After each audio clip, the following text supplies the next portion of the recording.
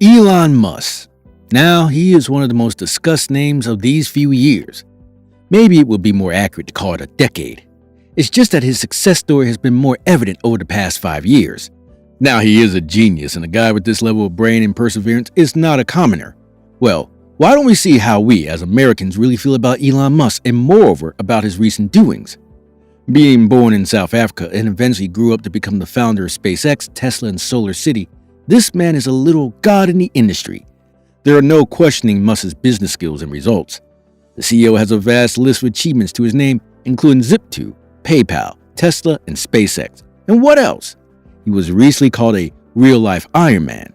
On an episode of Saturday Night Live, Elon Musk revealed to suffer from Asperger's syndrome, which is an autism spectrum disorder with normally greater functioning. Isaac Newton, Albert Einstein, you name them, all were Asperger patients. What's more, guess what? Being a genius in any field is unusual. But these were all how great Musk is in his field of engineering and business. But things have turned quite a bit recently. When Musk originally revealed his plan to purchase Twitter in April, Americans were somewhat more likely to approve than disapprove. 8 months later, and only a month after the sale was completed, Americans had similar feelings about his acquisition. In an April poll of 1,000 U.S. people, 30% expected Musk's purchase of Twitter to be beneficial to the site, while 24% expected to be detrimental. In a December poll of 1,000 U.S. adults, somewhat more than 34% think Musk has had a positive impact on the platform, while slightly more, 29%, say it has had a negative impact. Fewer are undecided. Now, this is a mixed view. Certain opinions on Musk have shifted, such as the degree of power Americans feel he has in the tech business. In April, 52% of individuals felt Musk was a highly visible person in the technological business. Now, only 37% agree. Views of Musk's individual traits have also changed throughout this time. When asked to choose a description from a list, more people now categorize him as aggressive, right-wing, amusing, and a repressor than they did back in April. Few people see him as an inventor, innovator, or visionary. The survey also questioned some of the recent discussions around Twitter's revenue and content moderation rules.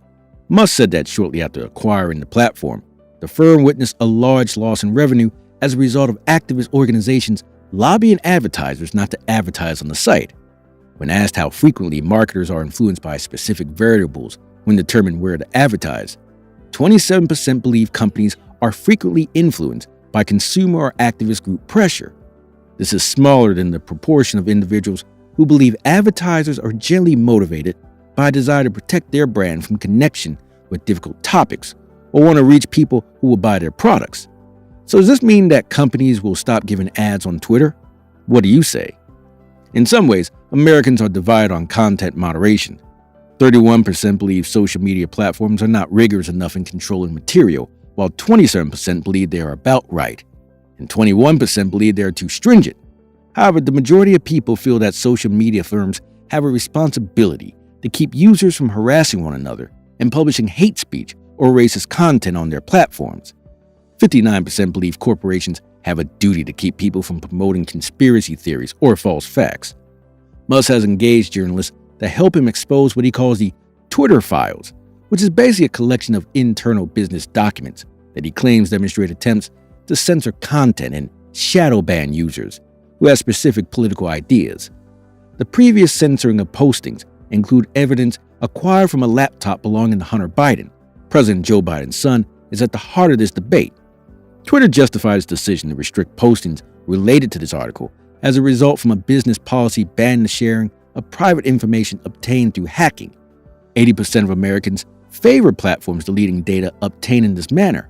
However, it is still unclear where the content on the laptop originated from. Any guesses?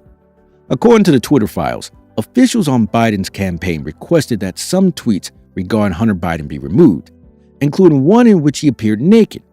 83% of Americans feel that nude images uploaded of people without their authorization should be removed from social networking sites.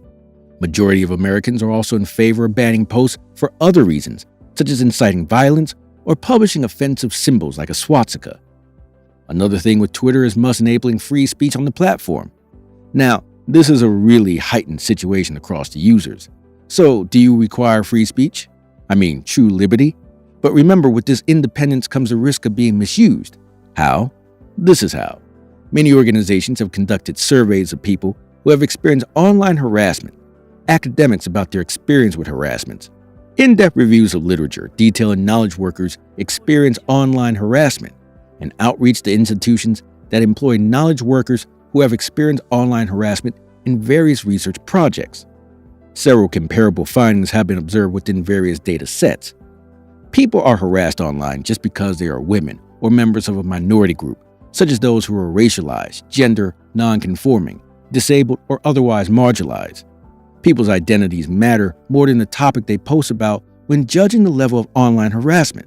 But it doesn't end there. It's not only women and teens. Males who are harassed online typically encounter different sorts of harassment than women and people with disabilities. Women, for example, are more likely to be subjected to sexual harassment, such as rape threats. When people are harassed, they seek assistance from their organizations, social media platforms, and law enforcement. But they commonly believe that the assistance they receive is inadequate.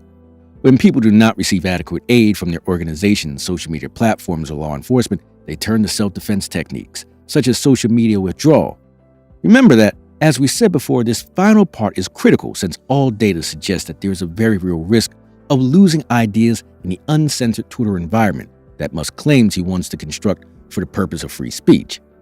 In other words, Musk's proposal would most likely make Twitter speech less free than it is now because people who can't rely on social media platforms to protect themselves from online harassment would tend to leave the platform when the consequences of online harassment become psychologically or socially damaging. You may say that the strongest will rise to the top in such a marketplace of ideas. This is sometimes used to argue that social media sites like Twitter should abandon monitoring in order to stimulate constructive debate.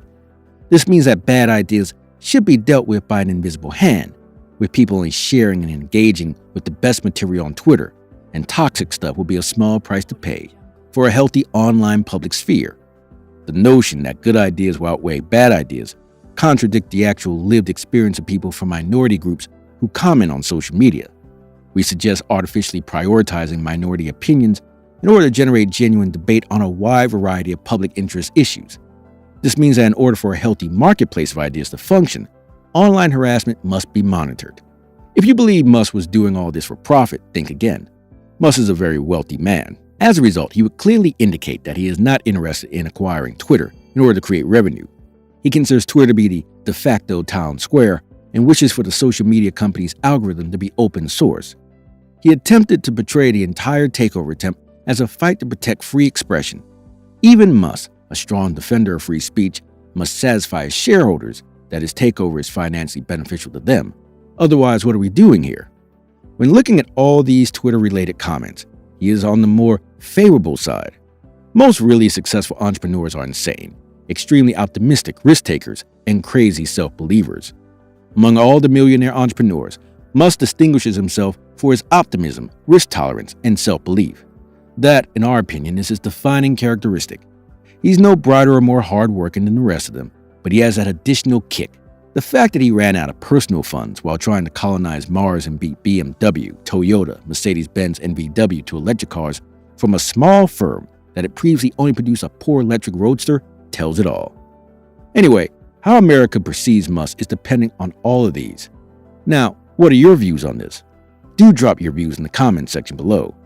We hope you had a good time watching this video.